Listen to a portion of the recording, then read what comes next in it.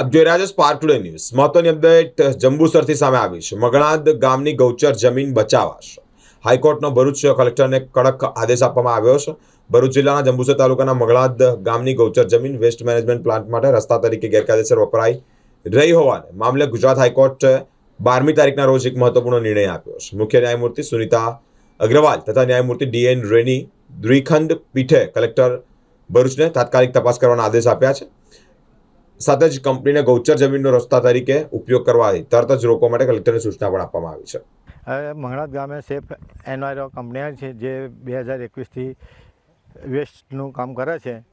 આપણે ગુજરાત રાજ્યમાંથી અને ગુજરાતના બાંડા રાજ્યોમાંથી જે ભીનો અને સૂકો કચરો કેમિકલ છે એ લાવી અને તલાવ બાંધીને એમાં નાખે છે અને જેનું કેમિકલનું પાણી બહાર નીકળે છે એ બાજુમાં 2-3 તળાવ બનાવ્યા છે એ તળાવમાં જાય છે।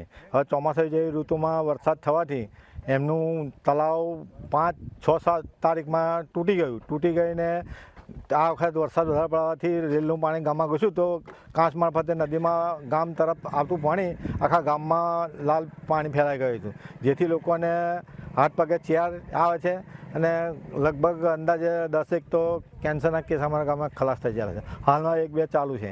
એટલે આમ આપણે જોઈએ તો આપણા શરીર પર પણ એની અસર પડે છે। શરીર તો શું જો પણ આ ખેડૂતોને મોંઘી પાક જમીન છે, ફળદ્રુપ જમીન છે, એ હોત પણ ખરાબ થઈ જવા બાજી। હવે આ વિશે અમે વારંવાર છેલ્લા 2-3 વર્ષથી જીપીસીપીના અધિકારીઓ સાથે સંપર્કમાં છે અને આવે છે, સેમ્પલ લઈ જાય છે, અમને કંઈ રિપોર્ટ આવતા નથી અને એમની કંપની સાથે મિલીભગત છે। હવે આગલું શું કરે છે ખબર નહીં, અમને સાચું કારણ મળતું નથી।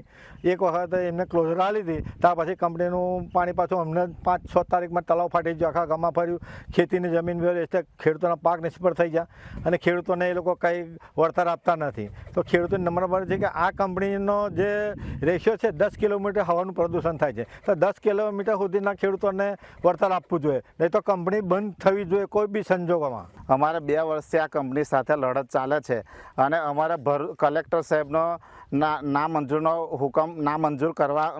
હુકમ કરવાથી અમે હાઈકોર્ટના દ્વાર ખખવાડવા પડ્યા। જ્યારે હાઈકોર્ટની 12 તારીખ હતી અમારે, તે 12 તારીખમાં એમને જજમેન્ટ આપ્યું છે કે જે ગૌચરની જમીનમાંથી જે રસ્તો જતો હતો એને બંધ કરવાનો હુકમ કરેલ છે।